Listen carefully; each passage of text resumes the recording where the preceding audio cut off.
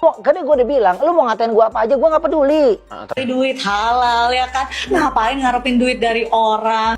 Udah kata gue mending buruan lo minta maaf deh sama Ruben. Karena nih kita para netizen udah kompak banget pengen boikot lo. Oh, host yang live juga 2.000 yang nonton ya, membangke ya. TikTok, Pengguna host yang live 9. Tenang aja saya, kalau kita nggak salah ngapain kita harus takut? Ya aku nggak bilang aku salah, aku nggak takut.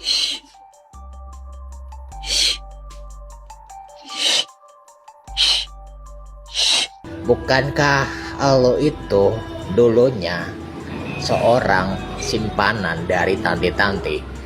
Lo dekati cewek yang kaya untuk menghabisi uangnya. Setelah habis, lo tinggali itu cewek. Saya juga memohon maaf.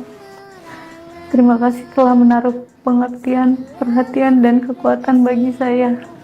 Endah tiba-tiba banget minta maaf. Kenapa? Karir udah mau roboh ya? Hujatan udah di mana-mana. Karir terancam. Sampai ngerasa blunder sendiri, minta maaf sendiri. Rasa nggak nyaman ya karena artis-artis besar udah ngerangkul si. Ya turun budget dong biasanya. Katanya per berapa menit atau berapa jam itu 200 juta. Abis ini turun deh ini Wow, ternyata ada yang klarifikasi guys. Takut di cancel culture ya sama para netizen. Ya iyalah jelas netizen marah, termasuk saya juga. 200 juta dalam 1 bulan gitu ya. Itu udah luar biasa sebenarnya. Bener gak sih? Tapi dia bilang 200 juta. Apalagi yang ngasih tip gitu ya kan. Jangan sampai kayak begitu. Artinya Anda menjelekkan juga bapaknya anak-anak. Jangan sampai anak-anak itu jadi benci kepada bapaknya. Gak boleh kayak begitu. Itu adalah suara-suara yang disampaikan oleh ibunya sendiri. Jangan mempengaruhi dalam bentuk digitalisasi. Ingat, jejak digital itu tidak bisa dihapus. Kapanpun anak Anda bisa melihat apa kelakuan dari ibunya, ya. Kalau di cancel culture oleh para netizen bisa bangkrut, ya kan? Tidak ada lagi tuh istilah 200 juta dalam setengah jam. Ya, saya ngomong begini secara logika saja berpikir. Jangan terlalu sombong. Di atas langit masih ada langit. Keburukan suamimu adalah keburukan Anda. Drama paling membagongkan saudara-saudara menjelang 6/6/2026 pasti live dong. Drama membagongkan kali ini adalah bersalahnya menganjing-anjing-anjingkan ke siapa? Minta maafnya ke netizen. Kok bisa sih? Minta maaf ke netizen. Emang yang dianjing-anjing-anjing-anjing kan netizen? Kan bukan mantan ya? Ya nggak sih? Yang dianjing-anjing kan mantan. Minta maafnya ke netizen. Kenapa sih?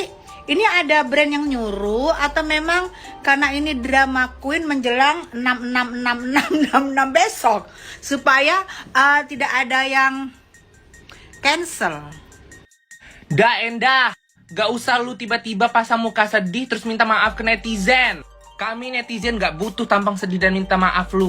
Minta maaf mah ke mantan laki lu, Kak Ben. Yang udah lu zolimin itu gaya-gaya gak butuh 200 juta. Kalau nggak butuh, cari sendirilah. Semua dari video permintaan maafnya bukan karena ketulusan, bukan karena dia merasa bersalah guys. Kalian jangan ketipu. Tujuannya apa kalian tahu? Ingat nggak kalau besok itu tanggal 6 bulan 6 dia bakalan ada event live. Dia takut kehilangan audiensnya, takut kehilangan kepercayaan netizen, ya kan? Aduh Mbak Wenda kemarin sombong banget, ngegas banget waktu ngomong najis, gua nggak butuh duit lo, katanya gitu. Sarwendah kembali menjadi sorotan setelah ucapannya di media sosial memicu kontroversi dan menuai kritik dari netizen. Banyak warganet menilai pernyataan tersebut mengarah secara tersirat kepada mantan suaminya, Ruben Onsu, sehingga memunculkan perdebatan luas di media sosial. Setelah memberikan klarifikasi dan permintaan maaf, sebagian netizen justru mempertanyakan mengapa Sarwendah tidak menyebut nama pihak yang dianggap terdampak secara langsung. Hal itu membuat polemik semakin panas dan memunculkan berbagai spekulasi di kalangan publik. Tak sedikit pula yang menilai klarifikasi tersebut lebih ditujukan untuk meredam kemarahan netizen dan menjaga aktivitasnya di media sosial, termasuk saat melakukan siaran langsung berjualan. Namun pandangan tersebut merupakan opini yang berkembang di kalangan warganet dan belum tentu mencerminkan alasan sebenarnya. Taksi mana? Taksi mana? Cepetan anjing, besok 66. Taksi mana? Gue gak mau minta maaf, gue cuma gak mau live besok. Besok 66 anjing. 200 juta apa sih 200 juta itu? Gak usah. Gak usah mengharapkan laki-laki, gak usah. Bisa beli sendiri. Enggak, lo ngapain ngarepin laki-laki apalagi Chong? Ini seru nih, ada orang yang membuat video klarifikasi, terus kalau kita memberikan komen yang positif serta share-share gitu, kita akan dapat fee katanya, sekitar 350 perak per postingan. Cenah. Tapi perlu diingat nih, ada poin-poinnya. Salah satu di antaranya, semoga jadi pembelajaran yang baik ke depannya. Tetap semangat ya. Mengakui kesalahan dan meminta maaf itu tidak mudah. Salut atas keberaniannya.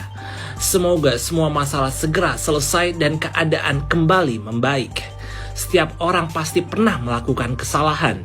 Yang terpenting adalah mau belajar dan memperbaiki diri. Semangat terus ya kak. Mengakui kekeliruan dan meminta maaf adalah langkah yang bijak. Semoga selalu diberikan kekuatan dan ketenangan. Atau poin yang terakhir, tidak ada manusia yang sempurna. Semoga kedepannya menjadi pribadi yang lebih baik dan lebih kuat. Briefingannya siapa tuh coba? Kan ujung-ujungnya ketahuan kan, emang netizen Indo tuh paling jago kalau buat nyari berita-berita kayak gini. Seruan nggak? Itu jelas kalau ditanya apakah yang disampaikan oleh tulus sebagai permintaan maaf, jawabannya tidak. Kenapa? Permintaan maaf yang tulus itu perlu mengandung tiga hal. Ini syaratnya nih, 3 hal. Satu, yaitu bahwa dia menyebutkan siapa yang minta maaf, jelas. Nah, Sarwena menyebutkan, betul. 1 dari 3 ya. Jadi dia bilang bahwa saya meminta maaf. Nah, itu ada sedikit. Yang kedua, dia perlu menyebutkan secara spesifik kepada siapa dia minta maaf. Dan kepada siapa dia minta maaf, yang disindir siapa? Apakah si A, si B, si C, apa mantan suami, apa itu misalnya. Apakah disebut? Jawabannya tidak ada.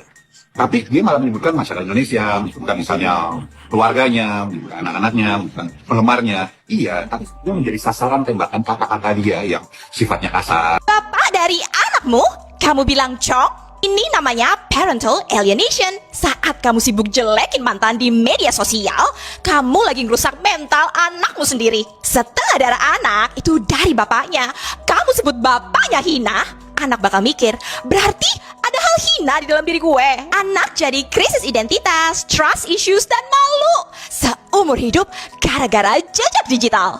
Ego kamu puas, tapi masa depan anakmu tewas. Bukain pintunya dong.